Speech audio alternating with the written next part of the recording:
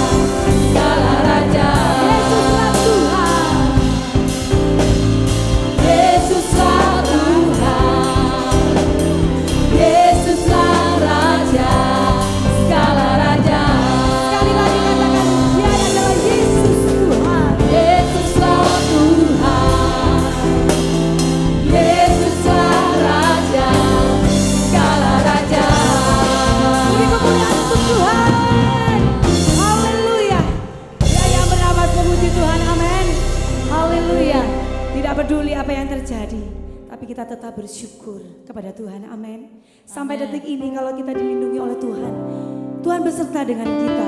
Itu semua karena kemurahan Tuhan. Amin. Haleluya. Tiba saatnya kita rindu mendengarkan firman Tuhan. Mari kita siapkan hati dan pikiran kita untuk menerima firman Tuhan. Karena firman Tuhan adalah jawaban dalam kehidupan kita semua. Haleluya Yesus. Waktu Tuhan adalah waktu yang terbaik. Haleluya Yesus. Terima kasih Yesus. Haleluya. Terima kasih Bapa. Kau izinkan sesuatu terjadi. Amin. Ku percaya semua untuk kebaikanku.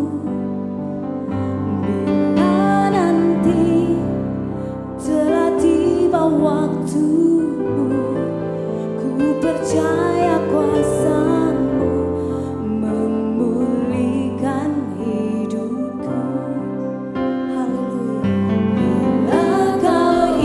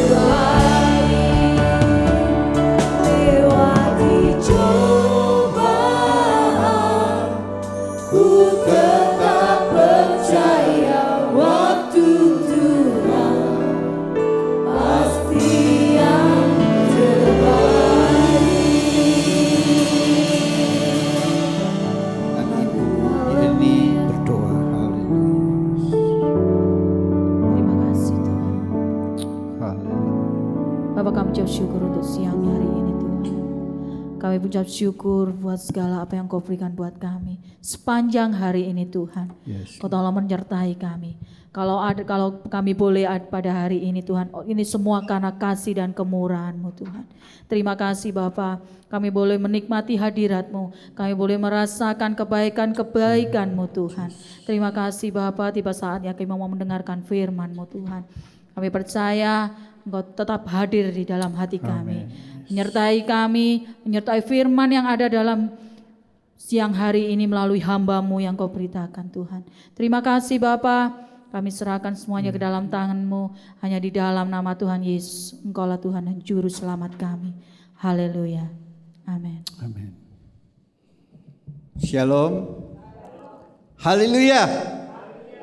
Puji Tuhan untuk Bapak Ibu yang bisa hadir di tempat ini dan saudara-saudara kekasih-kekasih yang ada di rumah yang pada saat ini bersama-sama ibadah secara daring ya, melalui Facebook ya. Saya percaya dimanapun kita berada, ketika kita menyiapkan hati, Tuhan hadir di sana. Amin. Mari saudara, kita akan membuka Alkitab kita di dalam kitab Matius.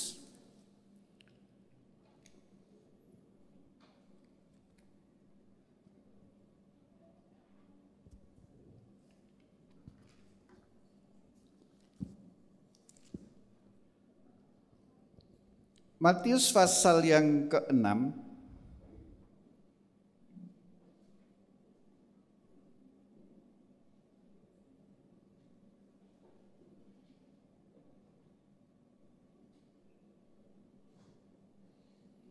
Kita akan baca ayat yang ke-9 sampai ayat yang ke-13.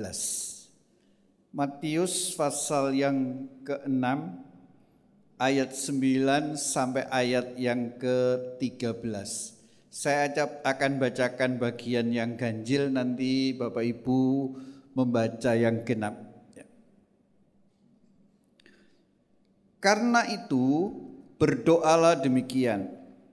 Bapa kami yang di surga, dikuduskanlah nama-Mu.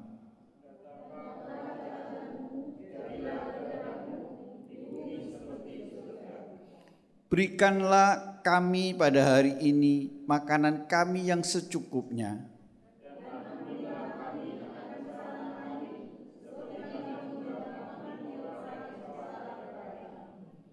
Dan janganlah membawa kami ke dalam pencobaan, tetapi lepaskanlah kami daripada yang jahat. Karena Engkaulah yang empunya kerajaan dan kuasa dan kemuliaan sampai selama-lamanya. Amin. Terima kasih, silakan duduk. Bapak Ibu saudaraku yang dikasihi Tuhan, melalui doa Bapa kami ini saudaraku, Tuhan mengajarkan prinsip-prinsip tentang doa. Ya, kita sudah belajar kenapa kita harus menyebut Bapa. Kita belajar kenapa memakai kata kami. Kita belajar tentang kata sorga, saudara ya. Dan hari-hari ini kita belajar ayat yang ke-9 dan yang ke-10.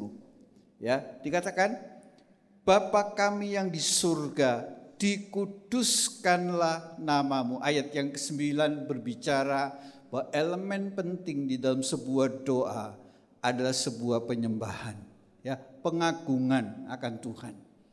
Ya, hati yang dipenuhi dengan rasa hormat, kagum dan cinta kepada Tuhan. Amin.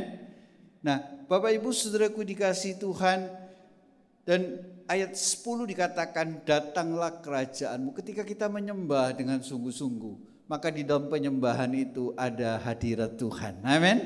Saudaraku, kita belajar bahwa hadirat Tuhan itu mengubah kemustahilan dalam hidup kita menjadi keajaiban-keajaiban. Penyembahan saudaraku mengubah, mentransformasi kita sehingga kita menjadi serupa dengan Kristus. Nah, pada pagi hari ini Bapak Ibu saudaraku yang dikasihi Tuhan, kita akan belajar tentang prioritas penyembah. Bapak Ibu Saudaraku yang dikasihi Tuhan, ayat yang ke-10 berkata, jadilah kehendakmu.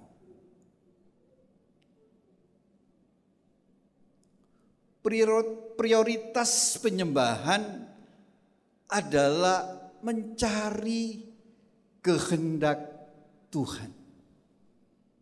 Bukan memaksakan kehendak kita kepada Tuhan. Jadi saya ulangi sekali lagi, doa Bapa kami mengajarkan kepada kita bahwa prioritas penyembah itu adalah mencari kehendak Tuhan, ya, bukan untuk memaksakan kehendak kita kepada Tuhan.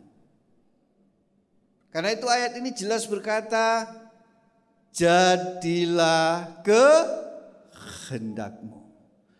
Bapak Ibu Saudaraku yang dikasihi Tuhan, secara sadar maupun tidak sadar, saudara,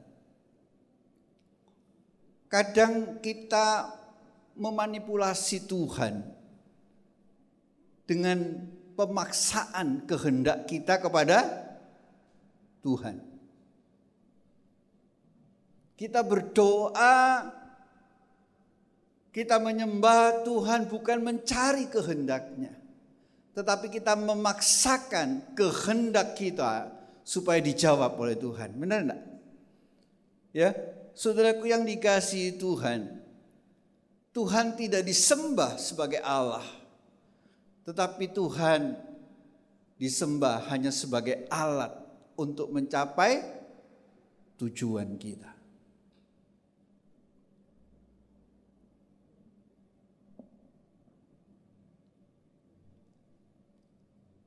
Bapak Ibu tentu pernah dengar gereja setan. Pernah dengar?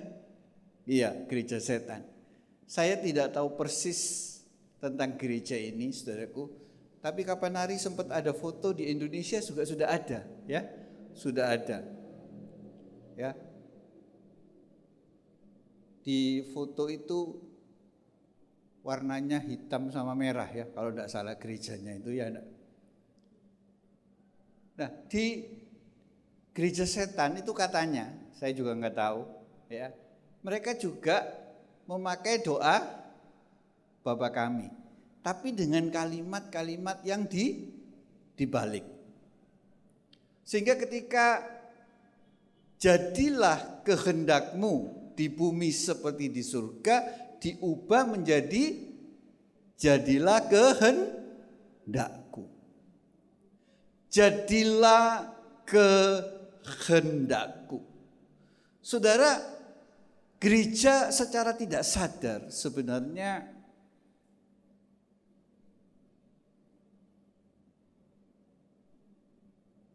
sedang dicemarkan dengan pengajaran-pengajaran pemaksaan kehendak kepada Tuhan.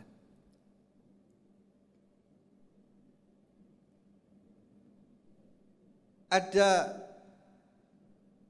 gerakan zaman baru, ya, New Age Movement, saudaraku. Itu campuran spiritualitas timur dan barat, ya, antara klinik dan psikologi. Ya, saudaraku, mereka masuk ke semua lini, di musik, di film, di televisi, saudaraku ya, di kalangan-kalangan profesional, termasuk seminar-seminar tentang kepribadian dan lain sebagainya. Dan masuk ke gereja dengan teologi-teologi tertentu, dengan pengajaran tertentu, termasuk di dalamnya adalah positive thinking, prosperity theology.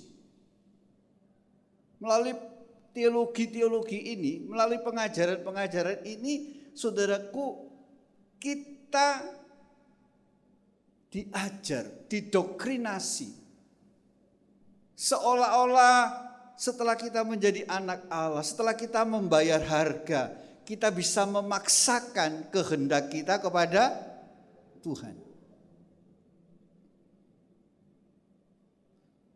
Kalau kita sudah doa puasa, ya saudaraku, kita sudah bayar harga, kita sudah setia kepada Tuhan. Nah, Tuhan tuh kayaknya harus nurut sama kita. Jadi kita maksa Tuhan dengan doa puasa kita.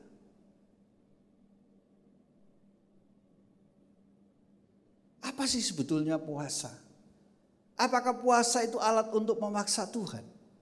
Atau justru puasa itu adalah untuk merendahkan diri, mencari kehendak, dan mencari belas kasihan Tuhan? Itu yang menjadi persoalan.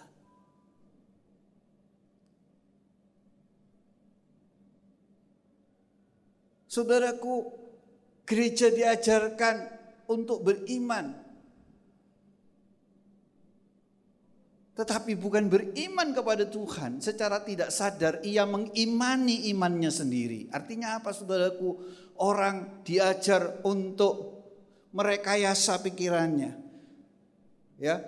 Jadi apa yang dia inginkan, apa yang dia mau, disuruh mengerami, mengandung, membayang-bayangkan, dan itu harus jadi. Dan itu sebetulnya pengajaran dari New Age Movement yang masuk ke dalam gereja. Itu ada di Christian Science, ya. Jadi bagaimana kekuatan pikiran bisa menciptakan sesuatu. Tapi kita nggak sadar. Jadi akhirnya doa-doa orang Kristen merupakan pemaksaan kepada Tuhan. Kita maksa Tuhan jawab harus A. Bahkan caranya Tuhan jawab pun kadang kita sudah membingkai. Tuhan caranya begini. Betul enggak? Pernah ngalami? Halo? Pernah kita membingkai jawaban Tuhan dalam doa kita? Hah? Pernah.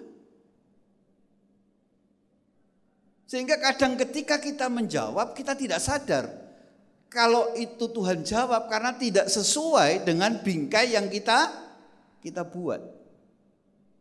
Contohnya misalnya orang Yahudi, orang Israel, sampai hari ini mereka berdoa supaya Mesias itu datang.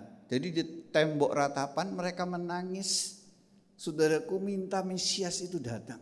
Tuhan sudah jawab belum? Mesias sudah datang belum? Sudah. Tapi mereka tidak menyadari jawaban Tuhan. Kenapa? Karena mereka sudah membingkai jawaban doa mereka. Mesias itu harus begini, dan begini. Ketika Mesias itu berbeda dengan apa yang mereka bingkai dalam kerangka doa mereka, saudaraku, akhirnya apa? Mereka tidak menyadari doa itu sudah dijawab. Jadi kita secara tidak sadar demikian, saudaraku. Tapi hari ini, saudaraku yang dikasihi Tuhan, Allah mengajarkan kepada kita untuk kita menyembah Dia, bukan untuk memaksakan kehendak kita, kehendakku, tetapi mencari kehendak Tuhan. Amin. Saudara, doa Bapa kami ini bagi beberapa orang itu sudah tidak relevan lagi. Ya, saya pernah dengar khotbah seorang hamba Tuhan, pendeta, khotbah tentang kita sekarang tuh tidak zamannya lagi doa Bapa kami. Itu relevan pada zaman Yesus. Zaman sekarang sudah tidak relevan lagi.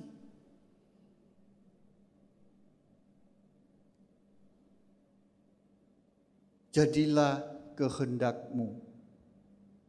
Itu kayaknya tidak punya iman.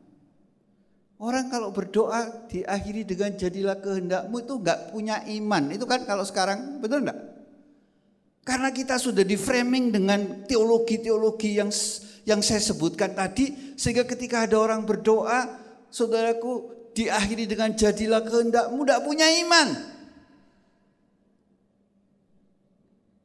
berilah kami rezeki pada hari ini yang secukupnya. Ini aneh.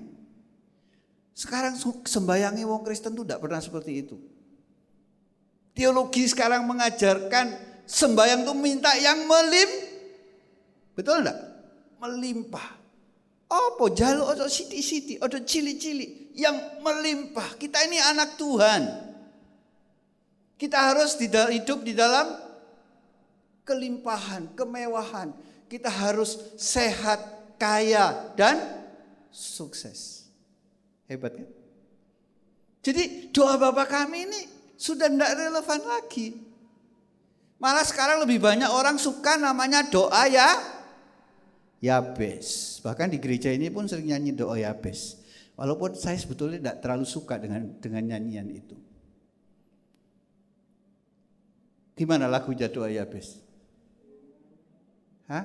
Kiranya terus Engkau memberkati aku dengan secukupnya pada hari ini. Gitu kira-kira?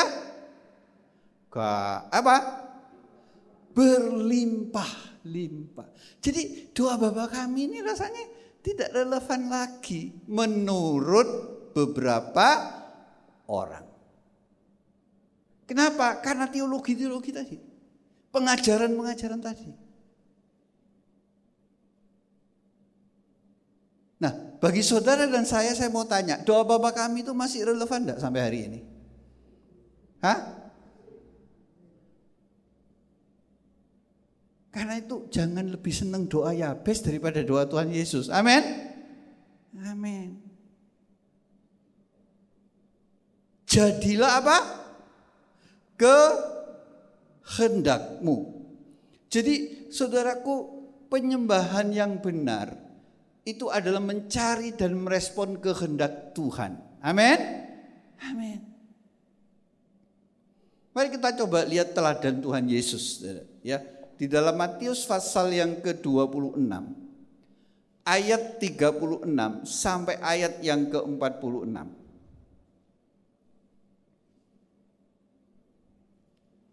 Tapi kita baca ayat yang ke-39 dan ayat yang ke-42 saja.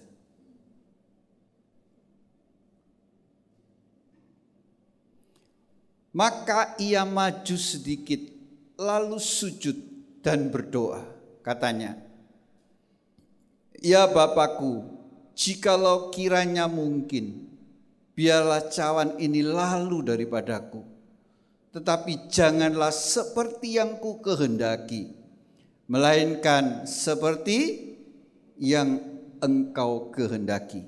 Lalu ia pergi untuk kedua kalinya dan berdoa, katanya, ya Bapakku, jikalau cawan ini tidak mungkin lalu, kecuali apabila aku meminumnya. Apa dikatakan? Jadilah kehendakmu. Dan kalau saudara baca lagi ayat-ayat berikutnya, dia akan berdoa ketiga kalinya mengucapkan kalimat yang sama. Apa? Jadilah kehendakmu. Jadi malam terakhir, saudaraku, sebelum Yesus ditangkap, ia berdoa di dalam pergumulan yang luar biasa di Taman Getsemani. Bahkan di dalam Injil yang lain dikatakan sampai berpeluh ya darah. Jadi tetesan-tetesan keringatnya itu berwarna merah, saudaraku. Jadi saking menderitanya, saudaraku. Ya pergumulannya begitu berat sampai pembuluh-pembuluh darahnya itu ada yang pecah. Ini pergumulan yang luar biasa. Tapi satu hal yang luar biasa yang selalu ditulis oleh Alkitab, selalu dia berkata apa? Bukan kehendakku yang jadi, melainkan kehendakmu. Amin. Amin. Jadi mencari kehendak Tuhan, merespon kehendak Tuhan dengan baik, dengan benar, itu adalah prioritas seorang penyembah. Doa yang benar, saudara boleh kasih kalimat ini, bisa dikasih catatan khusus. Doa yang benar, saudara perhatikan. Doa yang benar, saya ulangi lagi, tidak mengubah kehendak Tuhan, tapi mengubah kehendak orang yang memanjatkannya menjadi sesuai dengan kehendak Tuhan. Saya ulangi ya. Doa atau penyembahan yang benar tidak mengubah kehendak Tuhan, tapi mengubah kehendak kita untuk menjadi seperti sesuai dengan kehendak Tuhan. Mungkin aneh kalimat ini, tapi ini sebuah kebenaran. Saudara, Allah itu Maha Tahu. Amin. Sedangkan kita Maha tahu enggak? Tidak. Kita tidak maha tahu. Mata kita terbatas. Bisa ditutupi tembok, benar kan? Atau sejauh kita memandang sampai batas tertentu kita sudah tidak bisa lihat. Langit yang biru kita lihat, sebetulnya di sana lagi masih ada, tapi kita nggak kelihatan karena batas pandangan kita sampai di situ saja. Di balik itu kita tidak tahu. Jadi pengetahuan kita terbatas, tapi pengetahuan Allah tidak terbatas. Amin. Karena Dia Maha Tahu. Sehingga apa? Kehendak Tuhan itu sempurna, sedangkan kehendak kita tidak sempurna. Betul enggak? Apa yang kita anggap terbaik belum tentu sungguh-sungguh terbaik. Tapi kalau apa yang dianggap Tuhan terbaik buat kita, pasti yang terbaik. Amin. Nah, dengan hal yang seperti ini, saya mau tanya, yang harus berubah itu kehendak Tuhan apa kehendak kita? Halo? Kehendak kita. Karena itu sekali lagi, saudaraku, jangan kita punya konsep bahwa dengan doa kita maksa Tuhan. Tapi dengan doa yang benar menyembah Tuhan, cari kehendaknya di dalam hidup kita. Ketika kehendak Tuhan kita respon dengan baik, maka di sanalah terjadi mujizat. Amin. Amin. Saudara, mari kita lihat contoh yang lain, saudaraku, Daud. Kisah Rasul pasal 13 ayat 22.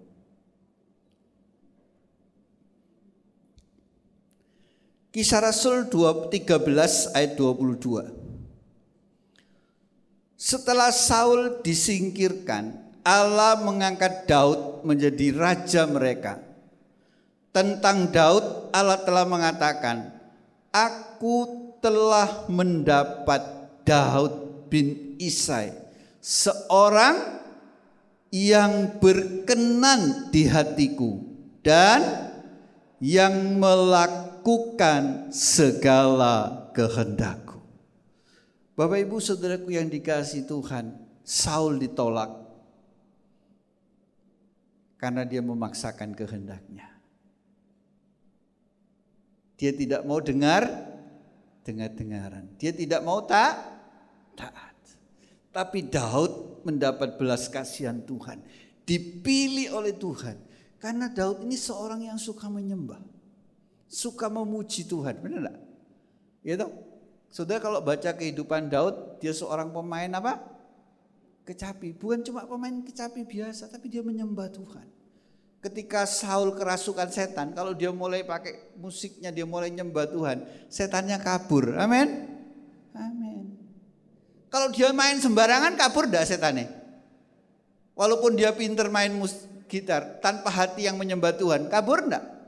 Gak kabur karena Tuhan enggak hadir di sana. Amin. Tapi dia seorang penyembah.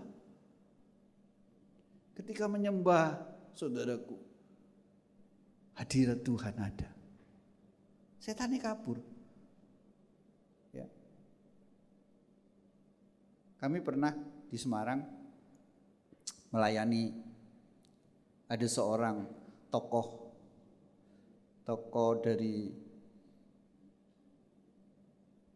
ini ya, masyarakat Tionghoa, saudaraku ya, dia sakit, nah keluarganya ada yang ke gereja, nah terus ini minta didoakan. Nah, minta didoakan. Lalu kami doa. Tidak terjadi apa-apa. Tapi kemudian ada beberapa teman yang lain datang, lalu kita mulai menyanyi, menyembah Tuhan. Ya, mulai nyembah Tuhan. Cuma nyanyi nyembah. Darahmu Yesus, sucikan daku. Darahmu Yesus. Terus kita nyembah. Tiba-tiba terjadi manifestasi. Ya, jadi roh yang ada di dalam orang itu enggak tahan.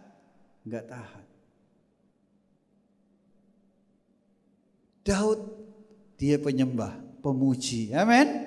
Amin. Karena itu kita tidak heran kalau mazmur-mazmur itu banyak yang dibuat oleh Daud. Mazmur adalah apa? Kata-kata pujian yang dimazmurkan.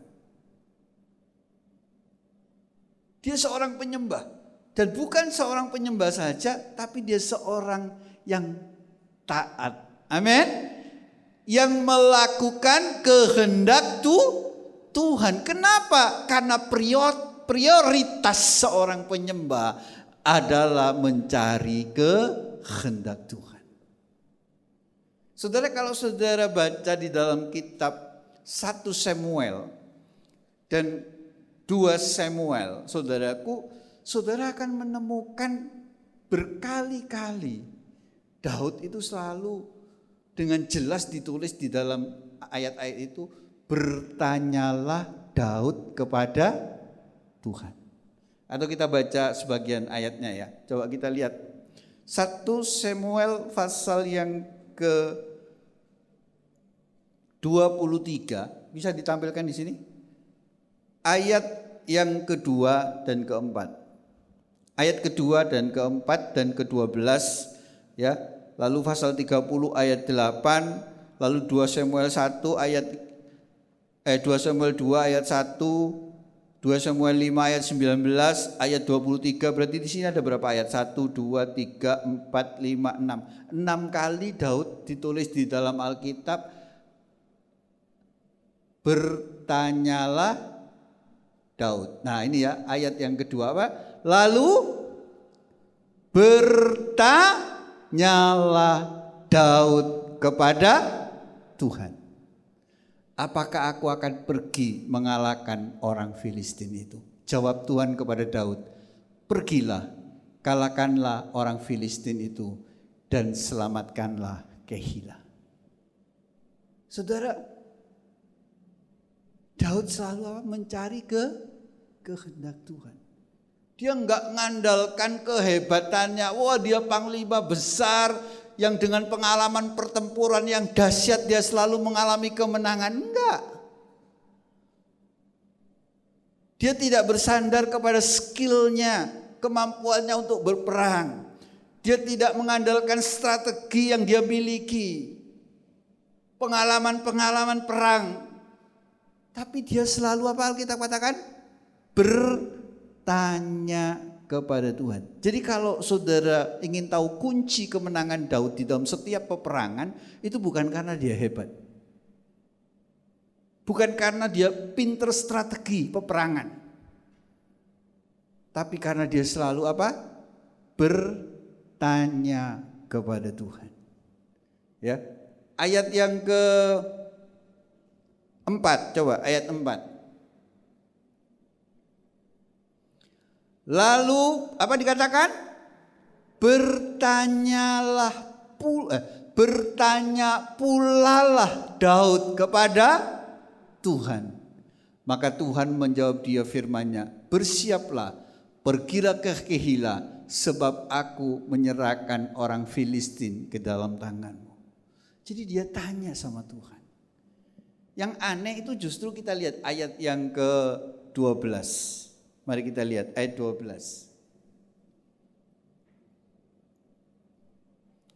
Kemudian bertanyalah Daud.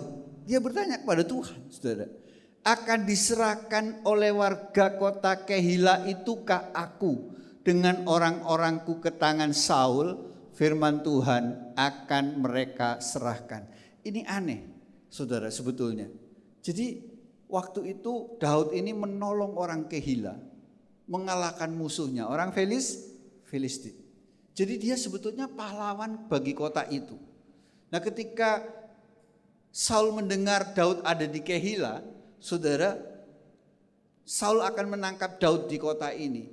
Harusnya kalau menurut kita, ya, orang ini tentunya nolongin Daud, benar nggak? Iya kan? Harusnya nolongin Daud. Jadi harusnya Daud berpikir, biarin dia datang, nggak mungkin bisa nangkep aku. Ini kota sudah aku tolong, pasti mereka nolongin aku, kan begitu harusnya. Tapi enggak, dia tanya sama Tuhan, Tuhan apakah Daud akan nangkep aku karena orang-orang di sini akan menyerahkan aku. Tuhan ngomong, iya kamu akan diserahkan. Rasanya enggak masuk akal. Gitu.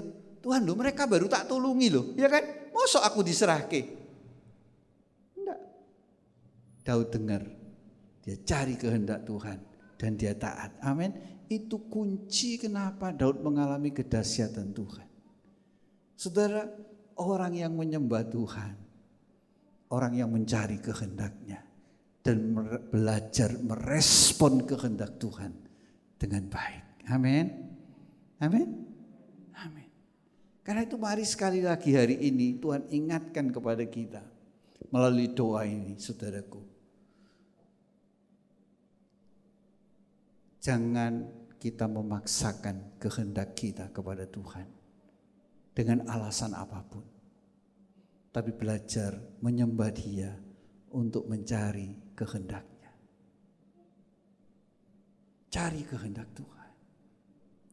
Rendahkan diri. Doa puasa itu bukan alat untuk membayar, bukan alat untuk maksa Tuhan. Tapi doa puasa itu sarana untuk kita merendahkan diri di kaki Tuhan, mencari belas kasihan dan mencari kehendaknya di dalam hidup kita. Amin. Amin. Ini penting, saudara. Supaya apa? Supaya kita tidak dimanipulasi oleh iblis dengan pengajaran-pengajaran yang merusak hubungan kita dengan Tuhan. Tuhan tidak menjadi Tuhan dalam hidup kita, tapi hanya menjadi sarana untuk mencapai tujuan kita. Ketika kita memaksakan kehendak kita kepada Tuhan, itu bukan sebuah penyembahan. Ketika kita memaksakan kehendak kita kepada Tuhan, kita tidak mempertuhankan Tuhan. Amin. Amin. Saudara, saya mau tanya, dan ini perlu kita renungkan. Ketika kita menyembah Tuhan, ketika kita beribadah, ketika kita melayani Tuhan, kita ini melayani, menyembah, ibadah kepada Tuhan karena mencintai Tuhan atau karena mencintai berkat-berkat Tuhan? Halo? Kalau tidak diberkati tetap? Kalau doamu seolah-olah tidak dijawab tetap? Halo? Kita mencari Tuhan, kita beribadah kepada Tuhan, kita mengagungkan, kita menyembah karena kita cinta Tuhan. Amin. Amin. Karena kita tahu Dia mencintai kita lebih dari siapapun. Dan saya percaya Tuhan tidak pernah mempermainkan hidup kita. Amin. Karena itu percayakan seluruh keberadaanmu, kehendakmu ke dalam tangan Tuhan. Mari kita mau berdiri, kita mau menyembah Tuhan. Kita nyanyikan pujian, Kau Allah yang besar.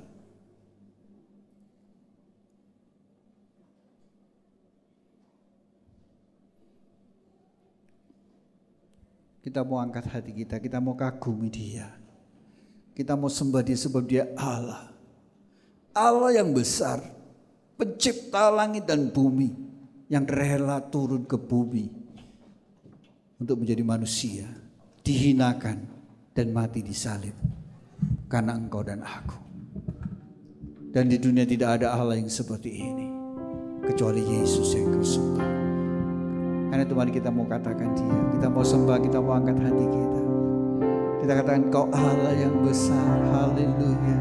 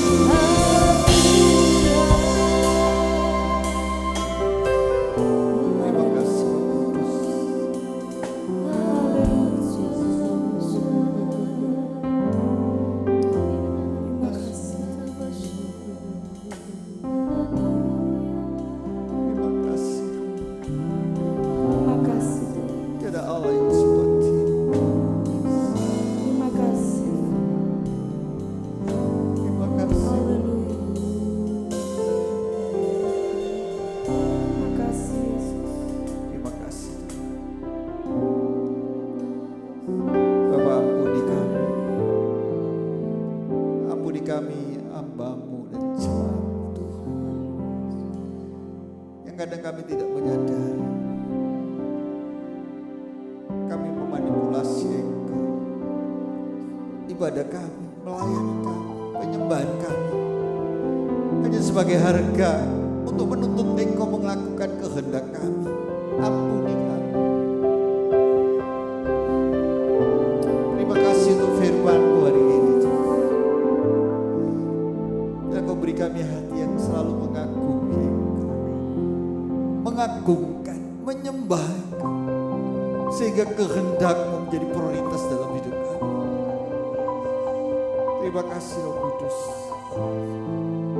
Hamba-Mu boleh berhenti berkata-kata Tuhan, tapi menerangkan firman, kejar kami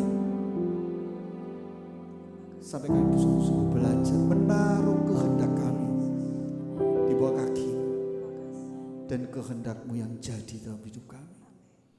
Terima kasih Tuhan. Kami menyerahkan seluruh jemaat Tuhan, baik yang ada di dalam ruangan ini, baik mereka yang ada di dalam rumah mereka masing-masing. Kami pertaruhkan mereka, hidup mereka dalam tangan Tuhan. Karena kami percaya Engkau mengasihi mereka lebih dari siapapun. Engkau Allah yang tidak pernah mempermainkan hidup mereka. Kalau Engkau rela mati buat mereka, kami percaya Tuhan rencana-Mu yang terbaik buat mereka. Di balik semua yang kami alami hari-hari ini, di balik kesulitan, di balik krisis, kami percaya kami akan berjumpa dengan Engkau. Kami akan melihat rencana-Mu yang dahsyat dalam setiap kami, Tuhan. Terima kasih, beri kami hati yang selalu mengagumi-Mu. Beri kami hati yang selalu mengagumi-Mu, Tuhan. Mencintai Engkau lebih dari berkat-berkat-Mu buat kami. Terima kasih Roh Kudus. Kami menyerahkan bangsa dan negara kami dalam tangan Tuhan.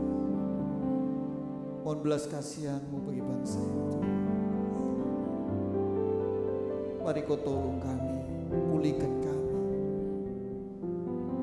Jadilah kehendak-Mu atas bangsa ini.